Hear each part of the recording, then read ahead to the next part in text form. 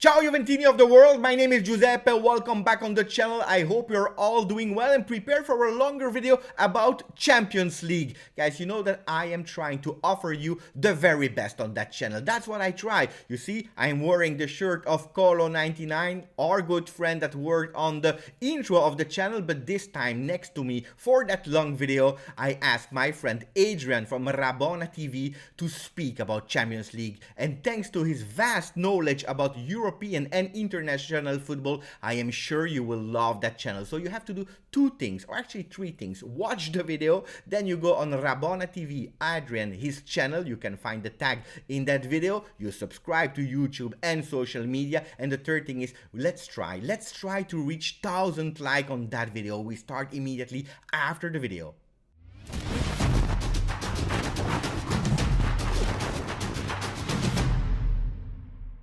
Here we have Adrian, like I said in the intro, someone that I'm super happy to have on my channel. It's a real honor for me. Why? Because Adrian is one of my biggest inspirations on YouTube. Is someone that when I want to escape a bit Juve, yes, it happened as well, and I need to inform myself and keep up to date with the new coming players, with the other teams, how they are playing and so on, is the first channel that I go to. So thank you for accepting the invitation, Adrian. And I really can't wait to speak Champions League together with you. How are you doing, Adrian? I'm doing great. I mean, even better after those extremely kind words. Just butter me up a little bit before we get into this. So I appreciate that. Thank you very much. And it's about time that we did something on your channel. I think I've had you on mine twice now. So it's time that I return the favor for you. So what better than to speak about some Champions League, right?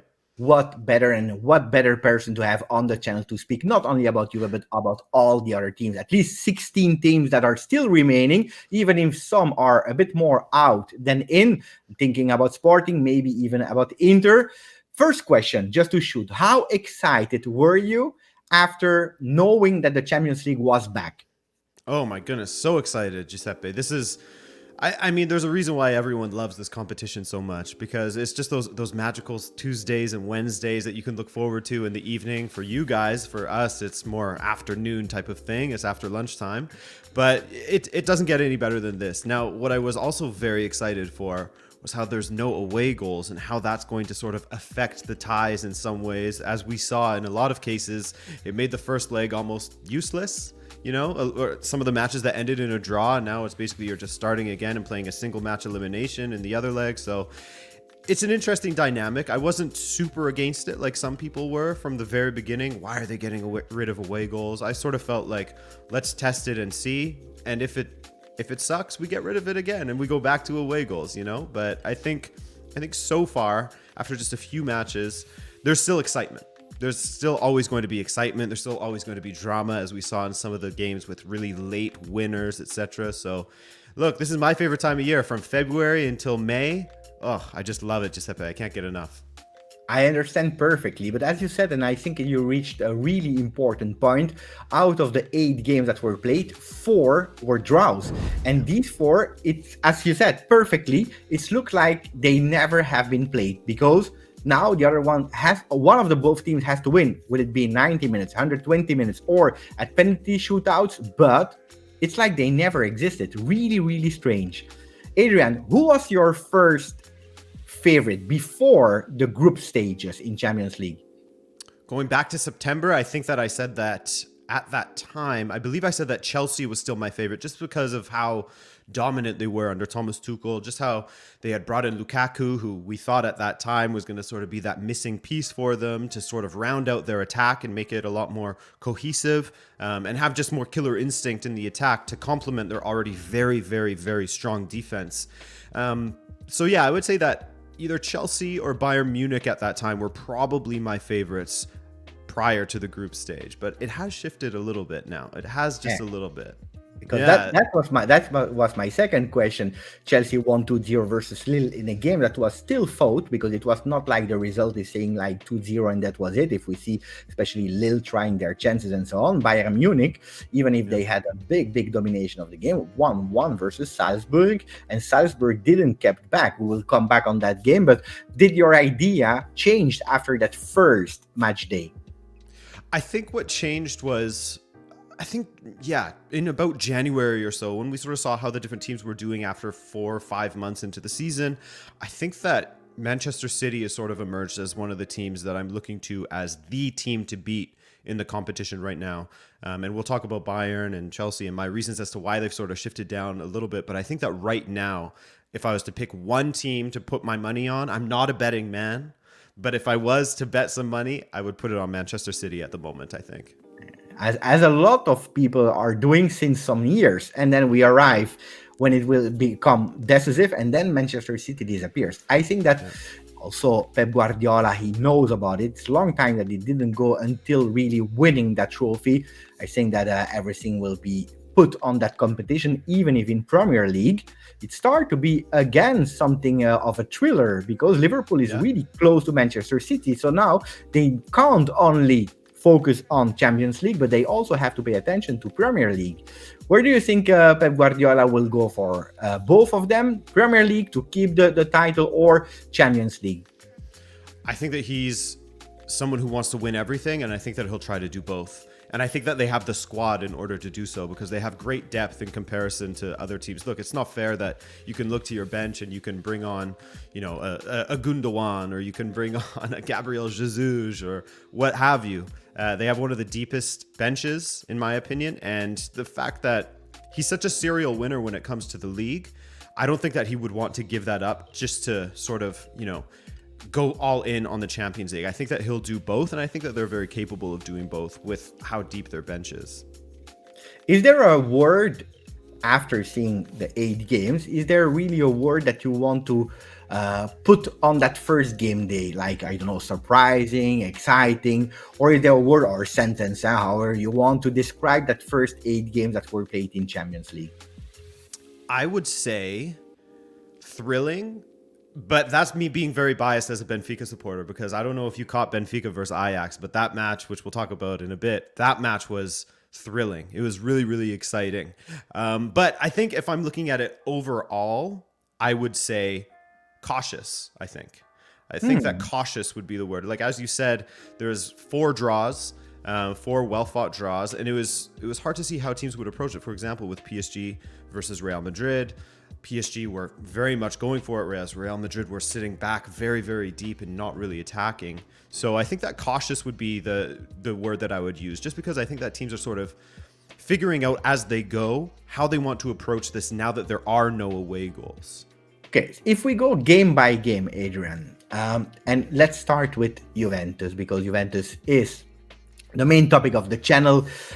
We start with Villarreal 1, Juventus 1, where actually after 32 seconds you have a debut player in Champions League, Vlahovic, the biggest transfer of Juventus this season, not only in the winter but from the season 21-22. He starts, control with the chest, and then with his right foot goal. Boom, that's how it starts. How were you approaching that game as a neutral?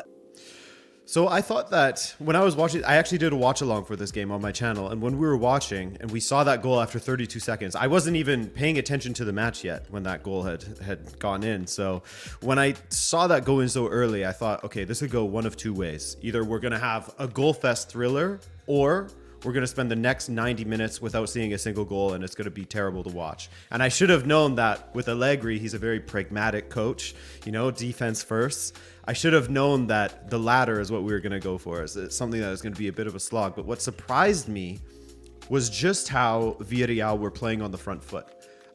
Because watching them go through Europa League last season, there was a lot of games where they were sort of grinding out results. They were just defending deep, you know, they're playing for extra time or what have you. Like it wasn't overly convincing. But now with some of the additions that they made, like Danjuma, for example, in the attack, and then they have Etienne Capoue in the midfield, who really does well to pull the strings and play great passes. I was really surprised at how well they put Juventus on the ropes at times. You know, I was very surprised to see their shape in the attack. It was almost like a 3-3-4 at times when they were attacking, and Juve had so many players back, like in a 5-4-1 sort of shape. It looked absolutely. like.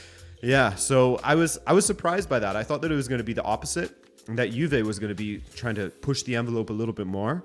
But Unai Emery definitely deserves respect in these knockout competitions, doesn't he, Giuseppe? Because this is not the first time that he is sort of excelled at this in this stage of a competition. So I think that he's the perfect manager for it. And what do you think is going to happen in the return leg? Because for me, do you see it going the same sort of way, or do you think that Juve will try to play on the front foot a little bit more? It all depends also on how much of the injured player will be back on time, because you know that if you are missing Bonucci, Chiellini, even Rugani and the Winter that are substitutes, it's one thing in terms of defense. If you are missing Dybala or you have Dybala, you are playing totally differently. So it will depend on that. But according to me, even if Emery is an expert not only to reaching the finals but also winning them, and we saw it, he did it a lot of times with Europa League, with Sevilla, with now with Villarreal, we have to respect them. I believe that we will wait a bit before starting, because that's philosophy also of Juventus, to observe them, to let them understand how the game will be played. And then I believe at home, hopefully with 100% capacity, because that's also something that you miss. With that big push, I think that you have no excuses. You have to go through that game. That's what I believe. I believe still in the chances of Juventus to go through. I'm happy that we are playing at home. Then Champions League is really unpredictable. I have to admit, and that's a fact, that I'm fearing these games, not only because it's Villarreal Juve, but on the other hand, we were eliminated by Ajax, by Porto, by Lyon, with whatever coaches we had on the bench. So Juventus will have to prove that they can go through, not only playing spectacular games versus Real Madrid or Barcelona, Bayern Munich, but also versus a team on paper that you should be easier to beat. Yeah, and I think that playing at home in the second leg without the away goals rule now, playing at home in the second leg, if the first one was a draw, if the first leg was a draw, playing at home in the second leg is a huge advantage now, because you don't have to worry about, if Villarreal get an early goal, you don't have to worry about, oh, now we have to score 2 or something like that. Like it's much more suited to the home side in the second leg if the first leg was a draw. That's very wordy. But to answer your question about McKennie, I think that it's a massive loss, just because of I feel like and you can speak to this better than I can, but I feel like he's really sort of shown how important he can be in that midfield for Allegri, and just the energy that he brings. And I've seen major improvements as far as how he is on the ball now.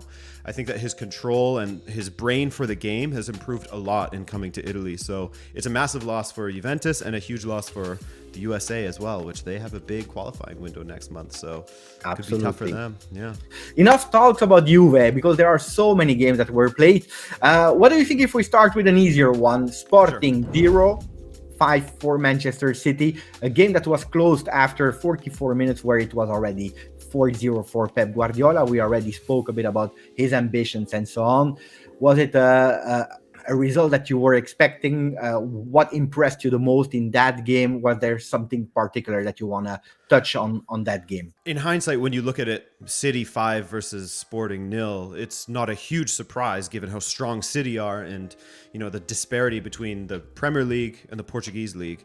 But I felt like with their manager, Ruben Amorim at Sporting, he's a very sought after manager in this moment for all of the things that he's accomplished with Sporting in the last year and a half or so.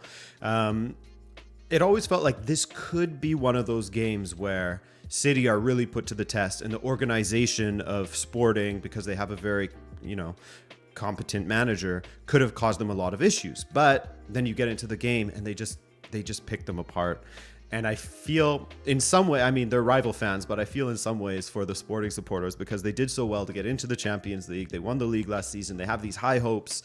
And then in their first Champions League group stage game, they lose 5-1 at home against Ajax. And then their first knockout stage game, which they haven't been there since I think 2009, they lose 5-0 at home.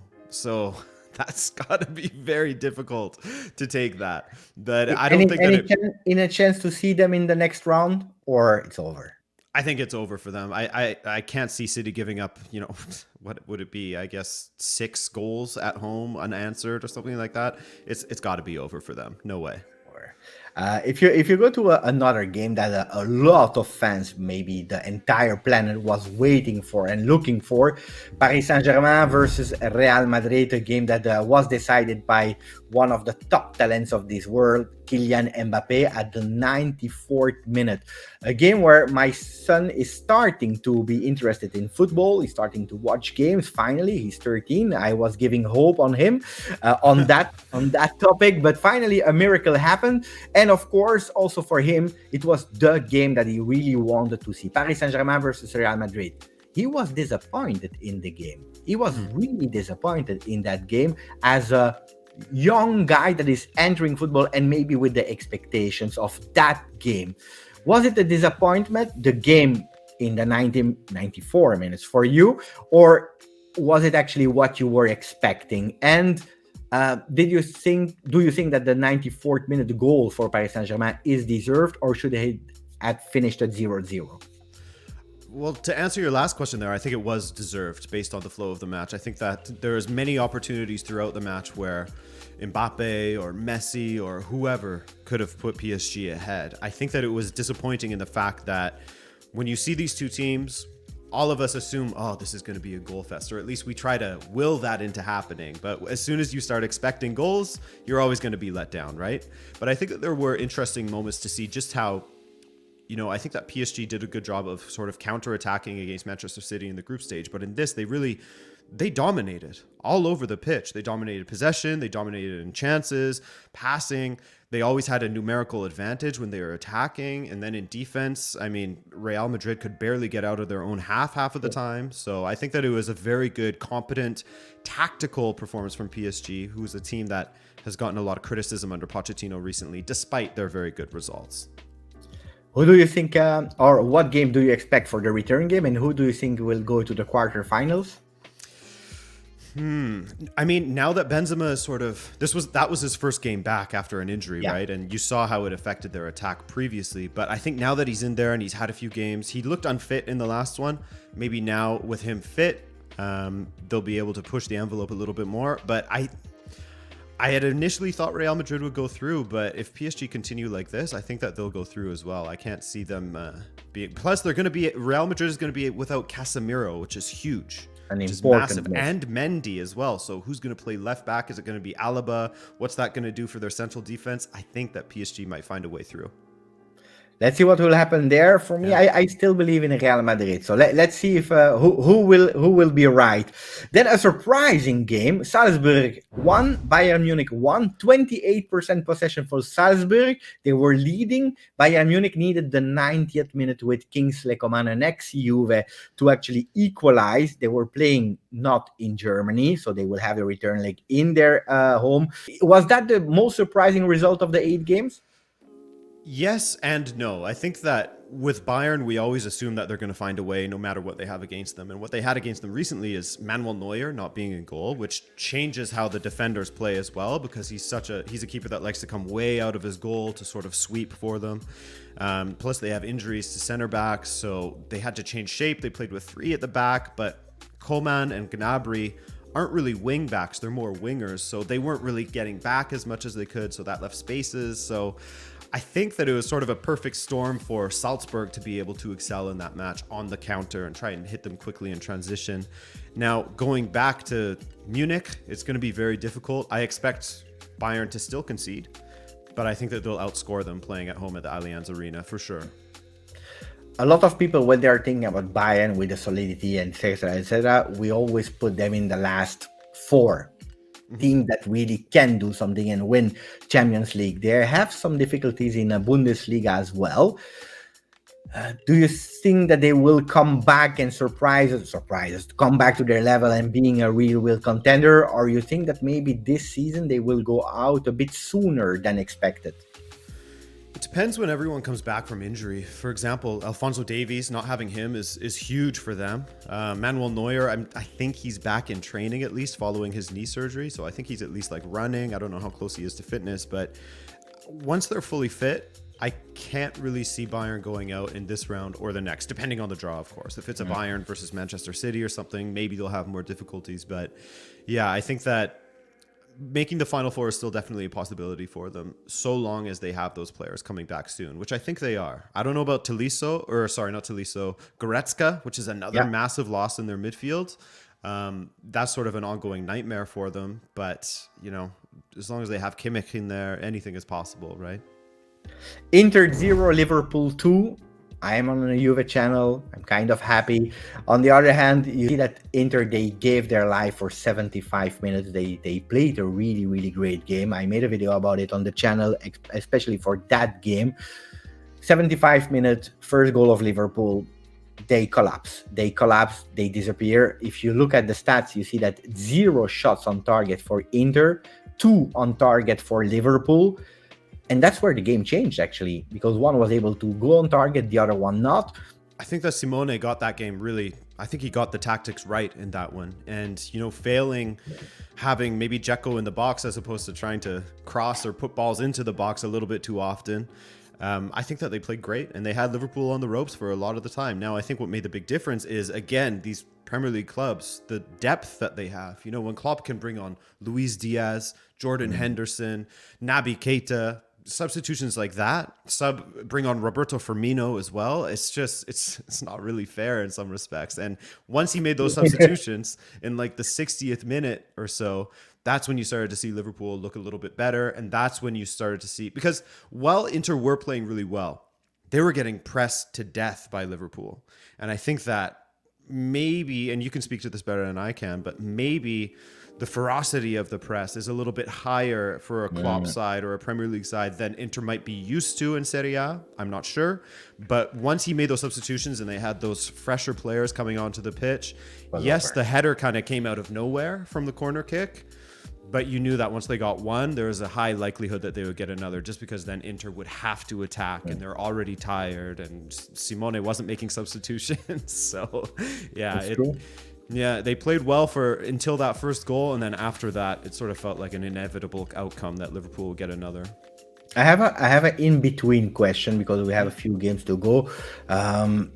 Because you touched something, and it's the second time you're saying it. You spoke about it for City, you're speaking about it for Liverpool.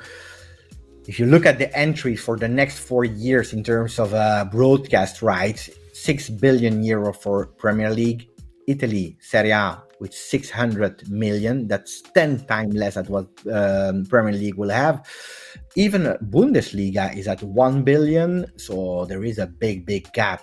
Do you think that the gap will become bigger and bigger and it will be impossible for teams of Serie A, but also except of Bayern Munich, for teams like Dortmund and so on from other leagues to compete with Premier League?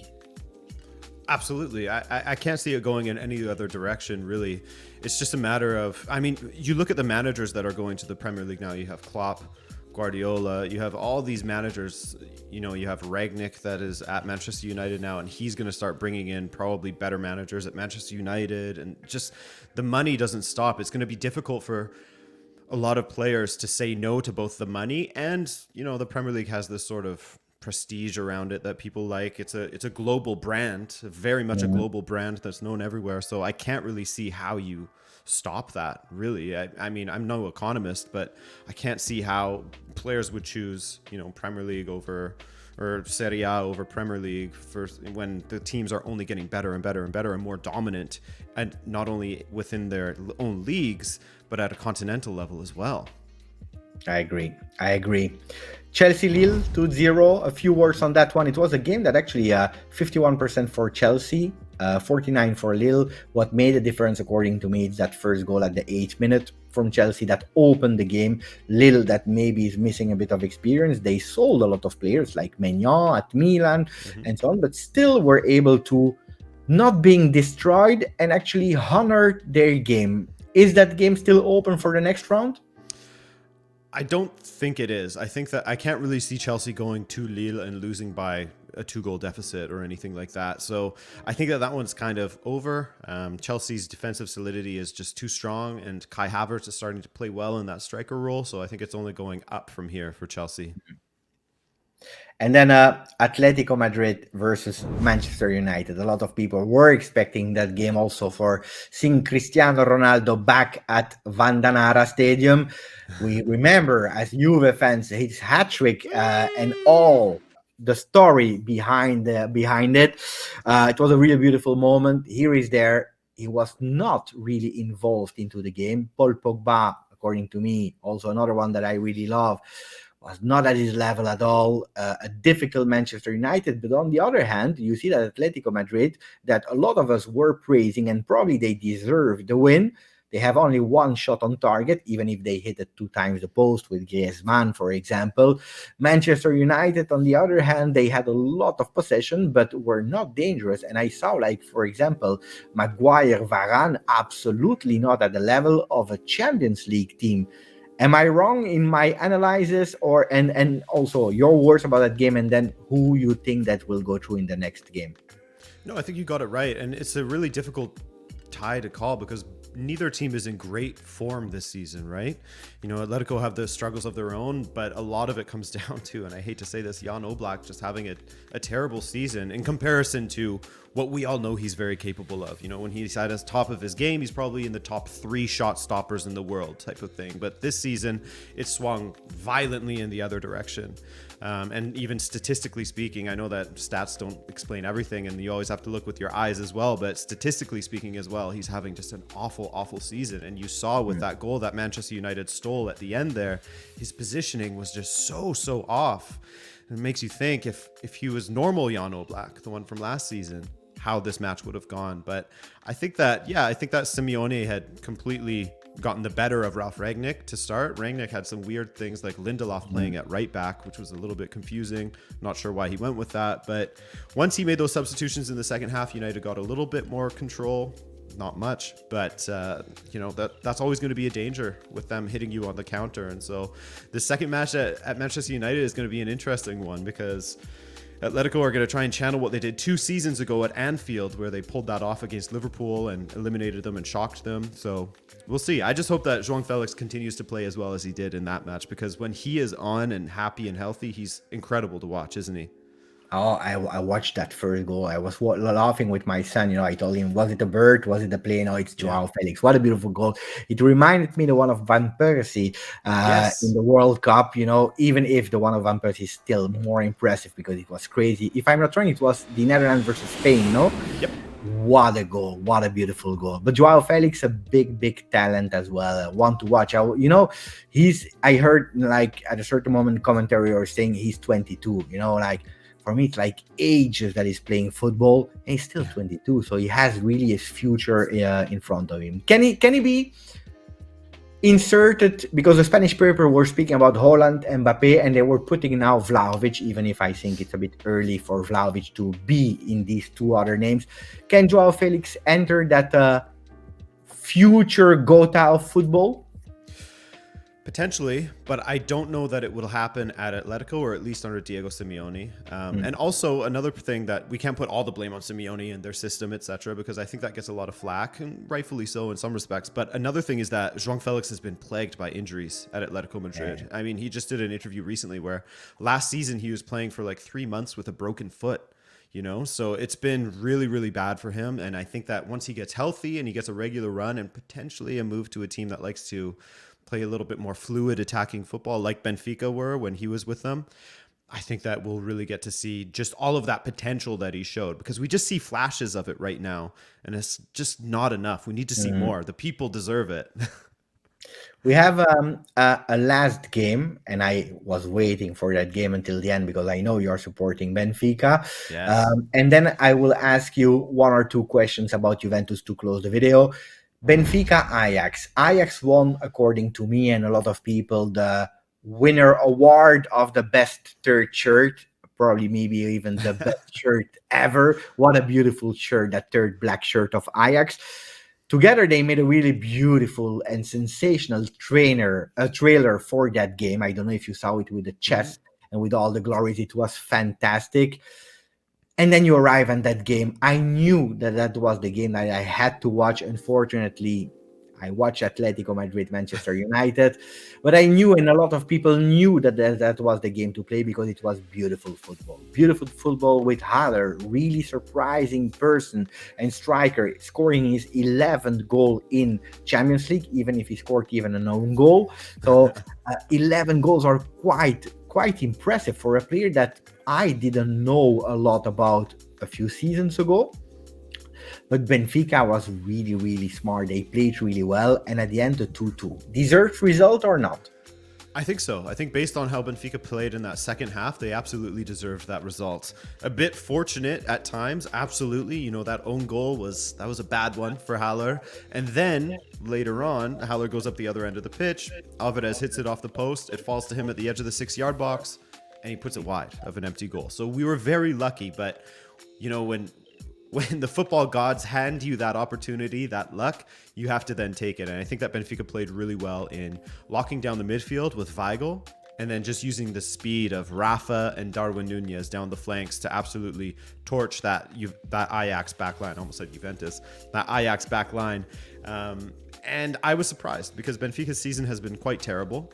And Ajax has been remarkable. Everyone knows, you know, plus 65 goal difference in the Eredivisie, 6 for 6 in their group stage. It felt like they were going to just destroy us as they did Sporting in the group stage. But I was really happy with it. It went well. I mean, it was a good match for the occasion because, like you said, a lot of people were looking at it as, you know, these are two very historic clubs. They're two clubs that have a great academy, that like to play sort of fast attacking football. And I'm just glad that it delivered, unlike, you know, all the expectations on that PSG and Real Madrid game, you know. So yeah, I was happy. It was entertaining. It was a good mix of everything. And now we get the chance to go to Amsterdam and maybe pull off the upset. I hope. That's the best I wish for you and for your team. And I know it's impossible to predict Champions League because there are so many variables, but if today you would have put your money on one team for the final winner, who would that be? Right now, I think that I would trust Guardiola, but even then, I don't know. But yeah, I think if I had to bet my money, I would put it on Manchester City right now. What is until now the player that impressed you the most in total Champions League? That's impressed me the most. I think it's hard to look past Haller and what he's done with all those goals. It's just ridiculous. He's been just fantastic. So I think that I would look to him. Other than that, and this is me being biased as well, but I'm a huge fan of Bernardo Silva. I think that he's one of the top talents, can play anywhere on the pitch, basically.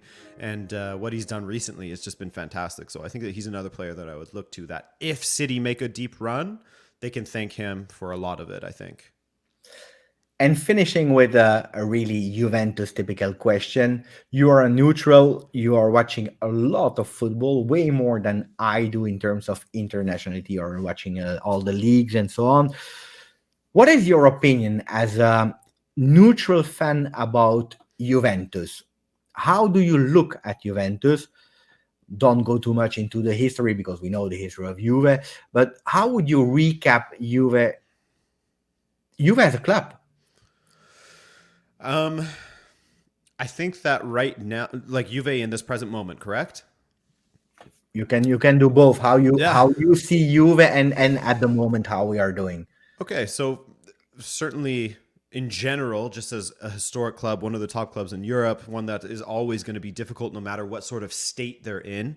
And the state right now, I think, is one that's very much in transition. You know, I think that bringing in the manager, and this is something that you and I talked about, bringing in a new manager, having to completely change how they play, having to get that defensive solidity, bringing in the talents that they need, not only in the midfield, but that deadly striker that they need. I think that there's a lot of good pieces for Juve right now, but is it a team that I would necessarily hang my hat on as a Champions League favorite at this moment? I don't think so, just because I think that there are other teams that are further along in their progression than Juventus is currently. After a couple more seasons of, you know, building up the squad, of Allegri reintroducing all of his ideas back within the squad, back into the DNA of the squad, then I think that Juve could potentially be a very strong contender for the Champions League. I'm interested to see what Cherubini can do with this club. I'm interested because that January window was certainly a very good one, in my opinion. I believe that they will continue to do really big things also in next summer. But apart from that, is you spoke about Allegri. Allegri also really conservative, or I don't want to say conservative, but one that loves balance. Yes. And managing the game, and probably more adapting to the opponents instead of putting your own game. Do you think that Juventus did the right choice to call him back? And is he really, because he has a 4-year contract, the man that supporters that are already starting with the hashtag Allegri out because they are expecting 3-4-5-0? Is he the man that Juventus had to recall to build the future? to build towards the future, I don't know if we're talking about the final version of the ultimate Juve. I don't know that he's the guy, but what I do know is he's someone who's already very familiar with the club, and he's someone who had success with the club. So bringing him in at this time, they brought him in when Juve sort of seemed like they lacked an identity. They just went through how many managers? Two managers, I guess. Sarri and Pirlo, that was it. Yeah, two managers, two different ideas of football. A lot of turmoil and turnover in the squad. They just needed someone to sort of right the ship, get a cohesive direction going forward, and then you can start to build from there. But I think right now he's the perfect sort of project manager to have for this Juve rebuild, if you want to call it. He's the perfect person that will bring organization and, as you said, balance into the team. Now, is he someone that will, potentially get them to that next step where they can compete with the Bayerns, the Chelseas, the Cities, etc.? It's hard to say. He was at one time, for sure. But do I think that his style of football will be conducive to that compared to the direction that modern football is going, where everything's very fluid in the attack? I don't necessarily think so. But for the next 2-3 seasons to sort of get Juve on the right track, to start building up the squad and get everyone on the same page, I think that he's the right guy for that. Thank you, Adrian. Thank you. Really, it was really a nice talk with you. I really appreciated that you were on. Thank you for being my guest and speaking and sharing your knowledge about European football on the channel, Adrian. Yeah, of course. My pleasure. And let's absolutely do this again sometime because I had a ton of fun. It's great being on someone else's channel, Thank you, Adrian.